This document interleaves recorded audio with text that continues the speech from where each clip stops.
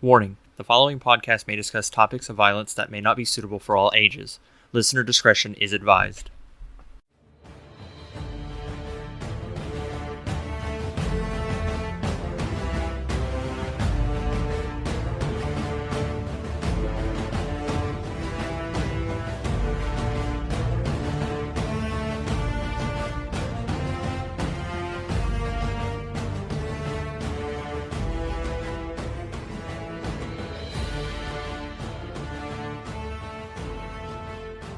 Hello, and welcome back to Above and Beyond. I'm your host, Philip Kesterson. Thank you for tuning back in and listening to this episode. It means a lot to me to see that I have support and people that are willing to take time out of their day to listen to me talk about something that I'm passionate about. But yeah, that's all I have to say before we get into tonight's episode, so let's get down to it. Tonight we will be talking about Charles White Whittlesey. Charles White Whittlesey was the commanding officer for the famed Lost Battalion during the Meuse-Argonne Offensive during World War I. So Charles White Whittlesey was born on January 20th, 1884 in Florence, Wisconsin. He was the oldest of four children to parents Frank and Annie, and his father was employed for General Electric Company. And in the late 1890s, about 1898, 1899, he moved to Pittsfield, Massachusetts from Wisconsin, and he attended Pittsfield High School, and then from there he graduated and went on to attend Williams College. Now, Charles was incredibly smart. At his college, at Williams College, he was the editor-in-chief of the college yearbook. He was the editors of two separate school journals, and he was just all around. He got really good grades. He was liked by all of his peers. He was liked by a lot of his teachers. He did a lot of extracurricular activities, and when he graduated, his classmates actually voted him the third brightest man in the class of 1905. From there, he attended Harvard Law School, and after graduating there in 1908 and until 1911, he worked in Murray, Prentice, and Howland law firm in New York City. From here, he actually created his own law firm with former classmate J. Bayard Pruen, and stayed here until he was placed on active duty. On August 8th of 1917 at Camp Upton in Yaphank, Long Island. A year earlier, in August of 1916, he had graduated from the military training camp in Plattsburgh, New York. And because of his college background, he's well educated, he was seen by his superior officers as somebody who would make a name of himself, somebody who would go far in the ranks and do the uniform proud. At Camp Upton, he received 3 months of training and before he was shipped off to Europe to fight in the war. But here's the crazy thing about Charles Whittlesey. Charles Whittlesey was actually a pacifist. He wasn't necessarily anti-war. He just didn't believe in fighting as being the only reasonable solution. While he was at William College, he actually befriended somebody named Max Eastman. And Eastman was an aspiring writer at the time and a political activist. Eastman actually went on to publish some books that today would be defined as communist propaganda. He was very into Lenin in the 1920s and Trotsky and people like that, and most of his work was centered around them. Max Eastman influenced Whittlesey politically and got him to join the American Socialist Party. In 1915 or 1916, though, Whittlesey started noticing that the group was becoming extremists. They were starting to advocate violence a lot, and he realized this wasn't what he wanted to do. So he officially pulled out about, like I said, 1915, 1916. The date is a little bit weary on then. But anyways, in August of 1916, when he completed his training, he did not officially join the army until May of 1917. The reason for this is kind of unclear. I saw it in a lot of the research I was doing. I saw that he completed the training, but then he wouldn't enlist for almost a year later, and I couldn't necessarily find out why. That may be a research issue on my end, but as hard as I looked, I couldn't find anything. But May of 1917, this was a year after the U.S. officially declared war on Germany, and it was about almost 3 years since the war began in 1914. Upon enlistment, he was given the rank of captain. Like I said, he had this prestigious college background. He had this prestigious lawyer background. So he was given the rank of captain. He was with the 308th Infantry 77th Division. The 77th Division was actually known as the Metropolitan Division, as the New Yorkers that made up most of the division spoke about 42 different languages. They were from a lower spot in the Bronx, and it's just an incredibly diverse area. It was back then, and it continues to be today. The 77th Division was the first American division composed of exclusively draftees to arrive in France, with the exception, obviously, of Charles Whittlesey, who we know enlisted in 1917. Throughout the war, the 77th Division suffered about it was a little over 10,000 casualties during its very, very short time in Europe, arriving in April 1918 to the war ending in November. People like to say that America won World War One, but this is just untrue. The Canadians, the French, the British, the Belgian troops, they'd all been fighting for 3-4 years at this point. America, when they entered the war, they definitely turned the tide. Around this time, about 1917, Germany closed the war down to a one-front war, whereas they were fighting an Eastern Front and a Western Front. Well, Russia pulled out in 1917 because they were dealing with back-to-back revolutions. And when Russia pulled out, like I said, the Germans were able to focus exclusively on the Western Front. So it's a little hard when I hear people say, "Oh, America won World War One." It's not true. They definitely helped. They helped greatly. Like, I cannot emphasize that enough. If America had not joined the war probably would have gone on longer. The thing is that the Americans had fresh troops, but the problem with them having fresh troops is they also had a lot of greenhorn troops, or troops who didn't have a lot of combat experience. Some of the army that went over there, they had a little bit of experience fighting in northern Mexico around this time, but overall, a lot of the troops were inexperienced. The first major engagement that the 77th Division actually took part in was the Battle of Chateau Thierry on July 18th, 1918. This was a major battle, and it really showed the Allies that the Americans were worth something. By September of 1918, Whittlesey was at the rank of major and was preparing to take part in a battle that would have a lasting effect on him for years to come. Now, at this point, it would be a little remiss of me to not talk about what led up to this, like what happened with World War One, how it started, stuff like that. That being said, because it is not the focal point of this episode, and because honestly, because I will ramble on and on about it and I won't stop. This is one of my favorite conflicts in world history. It's one of the most important conflicts in world history, but that's not what this episode is about, so I'm going to try and keep on topic. So I'm going to give a rather simple explanation for what transpired. Basically, there was this group in Serbia. This is the Balkan region of Europe. This is like Eastern Europe. This whole region at this time is a nightmare. It's a nightmare for years before. It's a nightmare for years to come.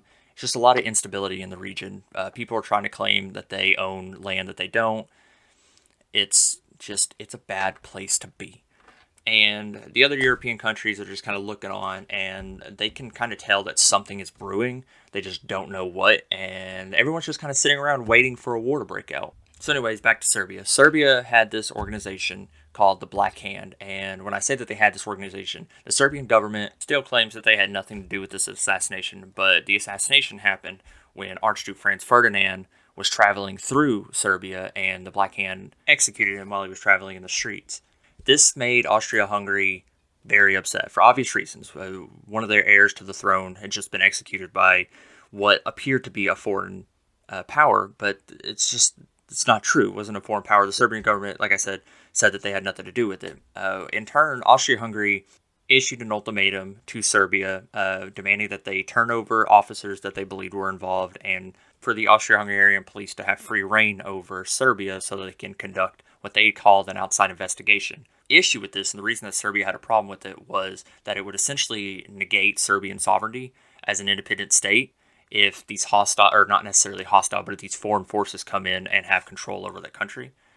In all, it kind of seems like Austria-Hungary was looking for any excuse to go to war. Like I said, all of Europe was basically waiting for this straw to break the camel's back.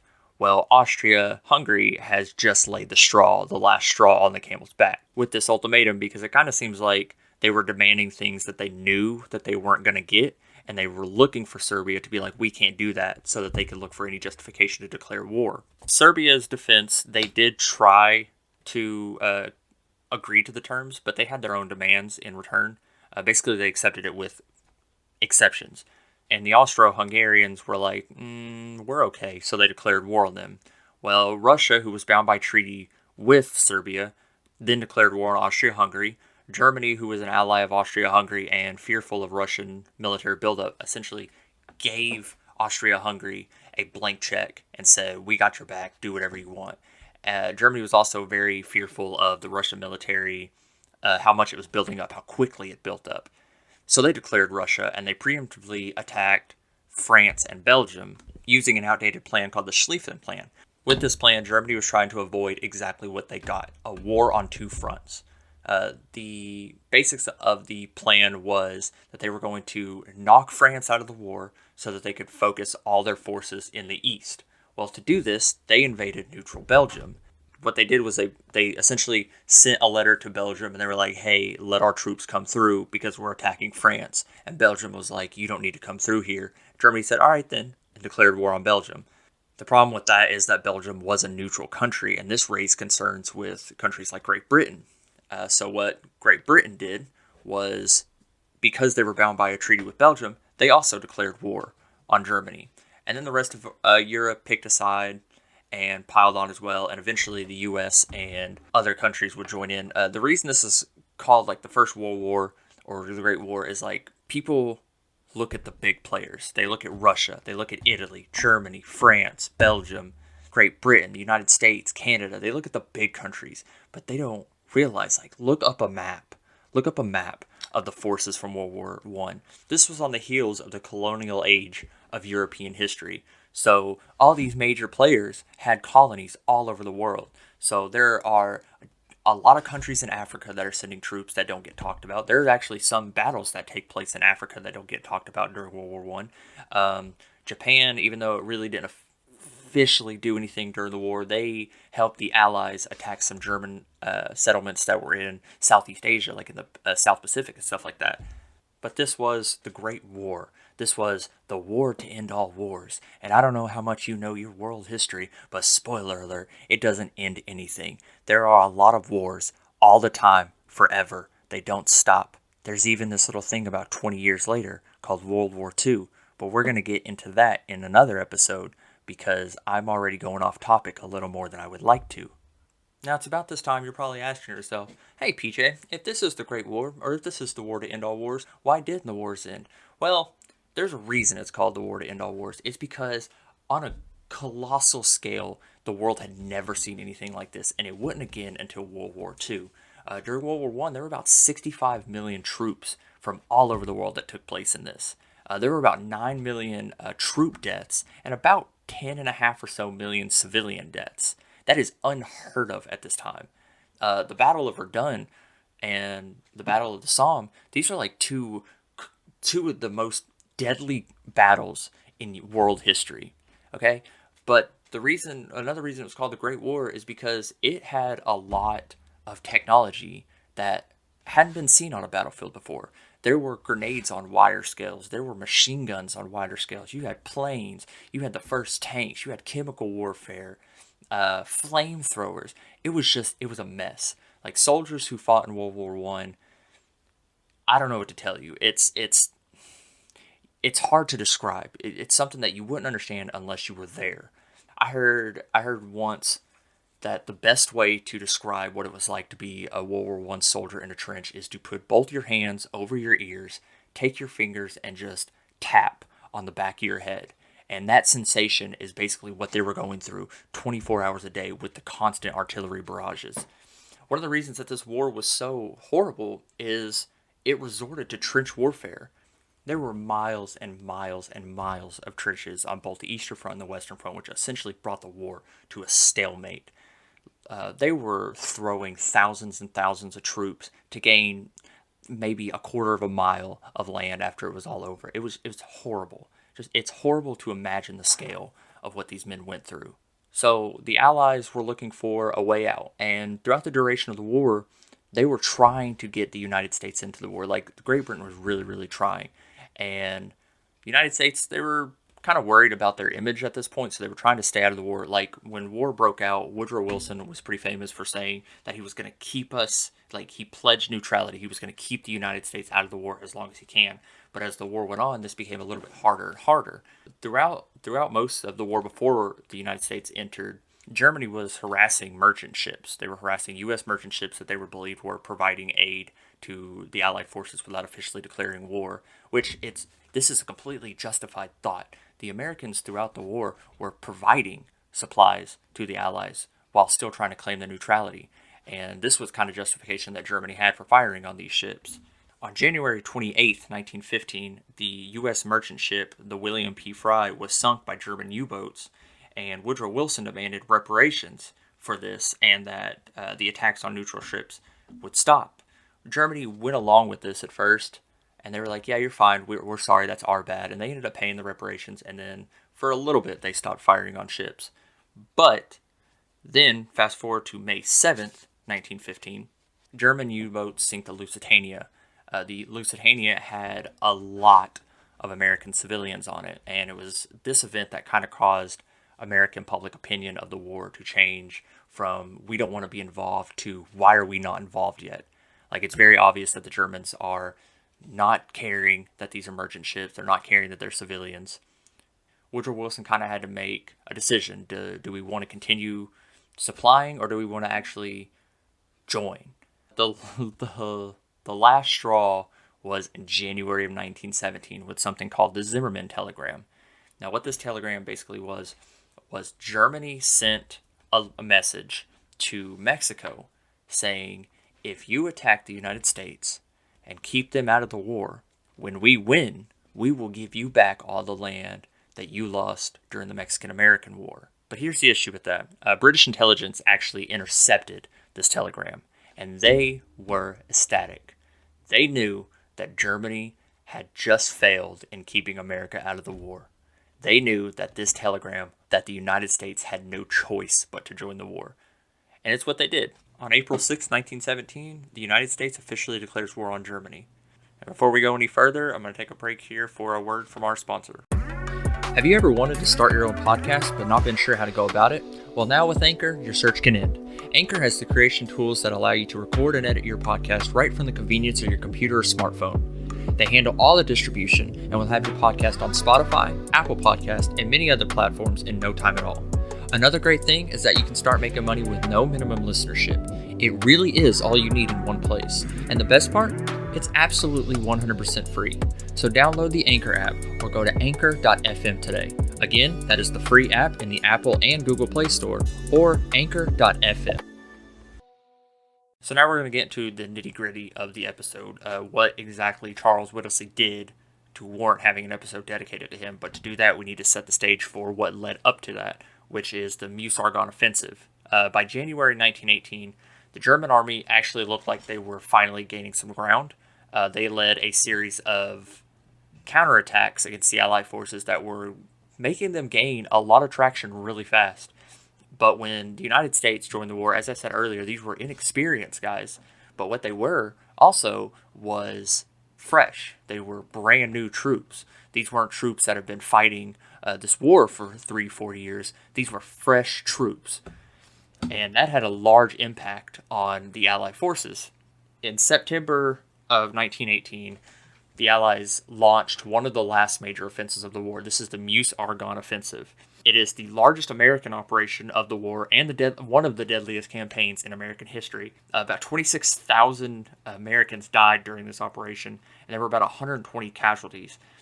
Like I said, this was also one of the last major offensives of the war. A couple months prior in July, the German army had been pushed back across the Marne River, and they were in hot retreat, which is why the Allies made this decision to advance after them. General John Pershing, the commanding officer for the American Expeditionary Forces in Europe, he struck fast. He had 5 miles, like in a matter of hours. He already gained 5 miles, but once they hit the Argonne Forest, how thick it was caused a lot of issues. So once they hit that, they were at a standstill. The casualties suffered during this engagement can mainly be attested to the inexperiencedness of the troops and their general disorganization in the ranks, as most of them hadn't ever done something like this. Charles Whittlesey was one of the commanding officers that got sent into the Argonne to try to dig out the Germans. Like I said earlier, he went in with the 308th Infantry, the 77th Division. There were 9 companies in what would be known as the Lost Battalion.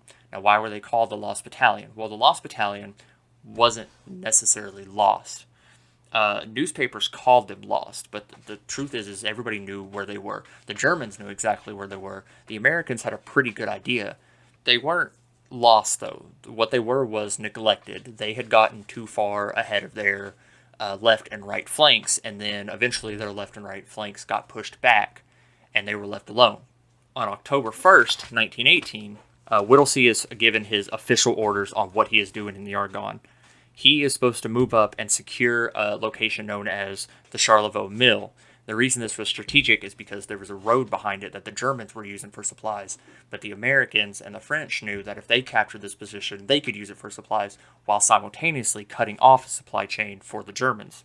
Now, Whittlesey led 1st Battalion into the woods, and the plan was for 2nd Battalion, who was led by a man named Captain McMurdy, was supposed to follow in.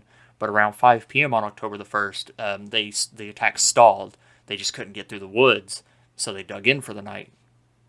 On October 2nd, 1918, around 7 a.m., the American forces attacked. They attacked around this time because, one, they were waiting for fog to clear because it was a very foggy morning that day, and they were also waiting for their men to eat some stuff and just get rest and prepare themselves. The objective was a hill called Hill 198, but what they did not know is that Hill 198 had 2 lines of heavily fortified German entrenchments. On the night of October 2nd is when the American and French forces on Whittlesey's left and right were overrun. They had been counterattacked in the middle of the afternoon, and by that night they were forced to fall back. A runner whose name was George Quinn was actually killed while trying to deliver a message to Whittlesey, informing him of the situation, basically telling him, hey, you need to get out of here, you're going to get surrounded. He's actually kind of a sad story, George Quinn is. His body wasn't found for about 4 months after.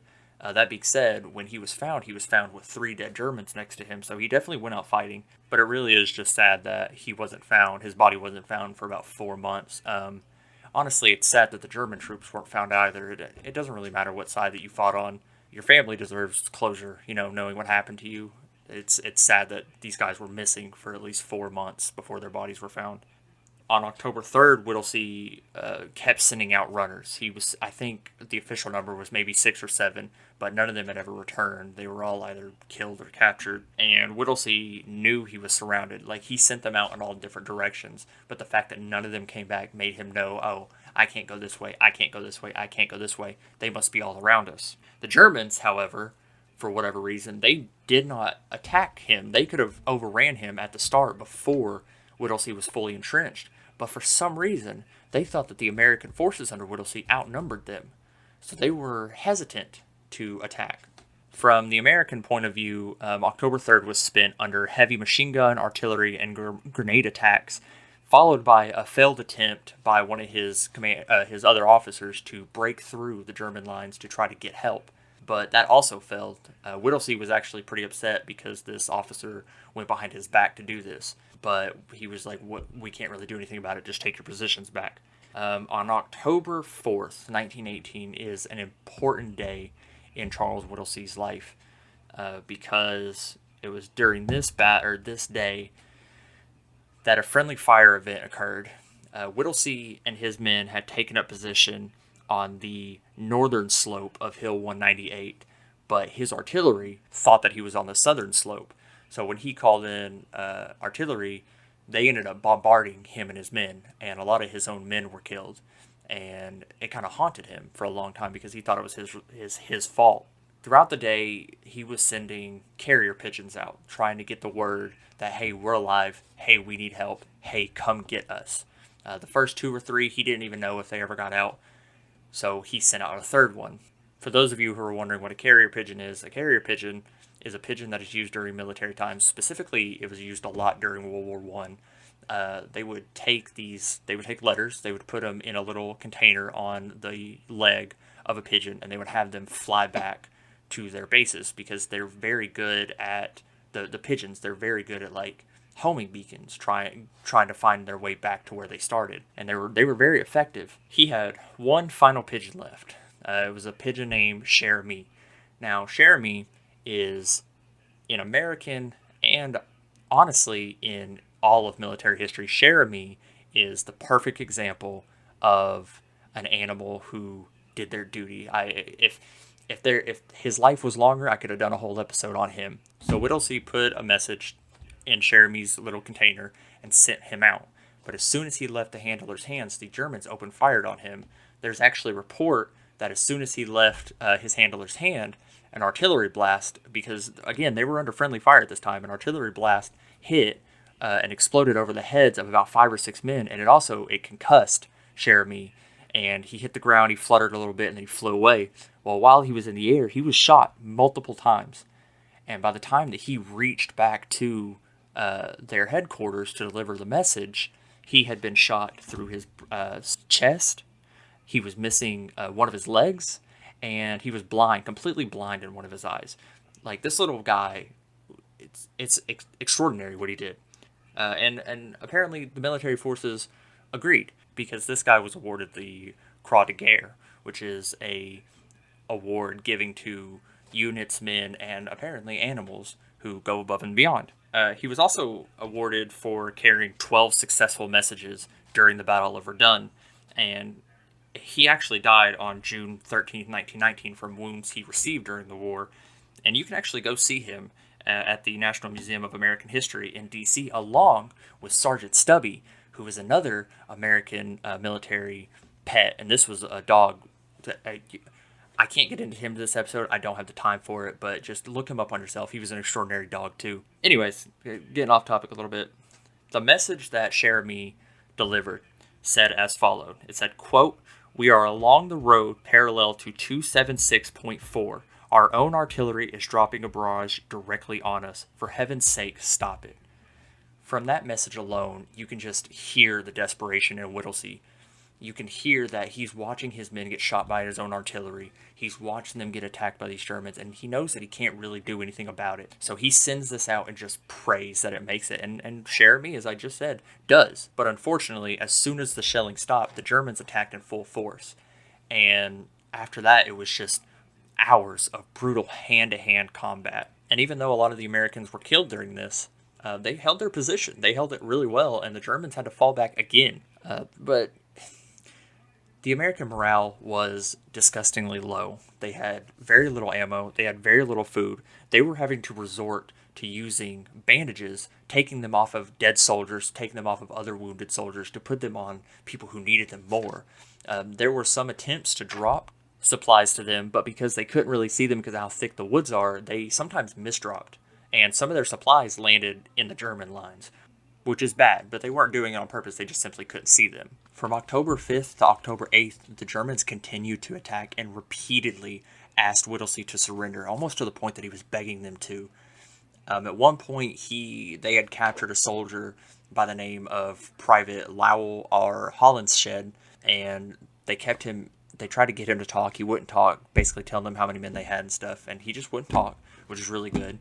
But they eventually sent him back to Whittlesey. They blindfolded him, sent him across the line. He had a message from the German commander, and the message said as followed. It said, quote, "The suffering of your wounded men can be heard over here in the German lines, and we are appealing to your humane sentiments to stop. A white flag shown by one of your men will tell us that you agree with these conditions. Please treat Private Lowell R. Hollenshed as an honorable man. He is quite a soldier, and we envy you." Whittlesey didn't respond. What Whittlesey did was he went around to anything that even remotely looked like a white flag and tore it down because he did not want to surrender. He knew that if he surrendered at this point, it all would have been for nothing. So from an outside point of view, the rest of the 77th Division, and along with their parent brigade, the 154th, they were attempting to reach them, but they couldn't break through. And every single time they attacked, they were losing more and more men because of how well entrenched the Germans were. And if you've been following along, the Germans may be entrenched, but obviously Whittlesey and his men are a little bit more entrenched. They're a little bit better entrenched, I should say. When their attacks failed, the 28th and the 82nd Infantry tried, but again, they were failing. The Germans saw that these guys were getting closer and closer to reaching them, so they began attacking again against Whittlesey using their elite stormtroopers, who early on in the war, these stormtroopers, they were devastating. This is kind of the bad part. I mean, it's not worse than the shelling of their own men, but the stormtroopers were attacking with flamethrowers, which it's a terrifying thought, just a way to go, you know? But, of course, Whittlesey and his men held. As his desperation grew, Whittlesey asked for a volunteer to try and get out again, and a man by the name of Private Abraham Krotoshinsky did. And he actually snuck through. I don't know if it was, I couldn't find if it was like he snuck out during the dark or he just was a mad lad and snuck out during the day, but somehow he broke through the German defenses by himself and got the word out of where they were and stuff. And on October 8th, 1918, the rest of the 77th finally reaches him, and immediately on the spot, Whittlesey is promoted to lieutenant colonel, and they're rescued. They're pulled out. There were 554 Americans that went into those woods, and only 194 walked out unscathed. The rest were killed. They were captured. They were simply missing. They were wounded. It's a horrible time. But it didn't go unfounded. Whittlesey, along with two other commanding officers, Captain George McMurdy and Captain Nelson Holderman, were given the Medal of Honor for their actions at the Charlevoix Mill. His life after the war was not too good. Directly after the incident at Charlevoix Mill, he was sent home a war hero, and on December 6th of 1918, he was officially awarded the Medal of Honor. The incident with the Lost Battalion, quote-unquote Lost Battalion, is one of the most talked about events in the war directly after it. In 1919, there's actually a movie made about the event that Whittlesey actually appears in, which is, it's kind of cool, it's kind of morbid in a way, but it's kind of interesting that he did it. He tried to go back to being a lawyer, but he kept getting interrupted by people wanting him for speeches and ceremonies. And it's reported that whenever he gave speeches about the war, he didn't like talking about it. He took responsibility. Some believe, some speculate that he took a lot of responsibility for what happened to him and his men. And the artillery barrage that took place on October 4th definitely had a lasting impact on him. He actually wrote a letter to a friend during this time that said, quote, "Not a day goes by but I hear from some of my old outfit, usually about some sorrow or misfortune. I cannot bear it much more." Interestingly enough, on November 21st, 1921, he was a pallbearer at the burial of the unknown soldier at Arlington, along with other Medal of Honor recipients such as Samuel Woodfill and Alvin York. A couple days after this is kind of where things really go bad. He had bought a ticket on a trip aboard the SS Taloa from New York to Havana, Cuba, and on November 26th, 1921, like I said, just a few days after being a pallbearer at Arlington National Cemetery in D.C., he dined with the captain. The captain said he was in high spirits. Around 11:15 p.m., he retired to his cabin, and he was never seen again. At first, people wondered what happened to him, but then it became evident that he threw himself overboard. In his cabin was a will leaving everything to his mother. There were also various letters to friends and relatives. There were instructions to the captain on what to do with his baggage. And in his law office, there was a one-page will leaving the German surrender note to George McMurdy. But his body was never found. He never married. He never had kids. It's an incredibly sad end to an incredible man. You can't really help but wonder what someone like that could do if they lived a full life, you know? But it's very evident that what he saw and what he had to do and what he went through stuck with him until his dying day. But that's going to do it for this episode on Charles Whittlesey.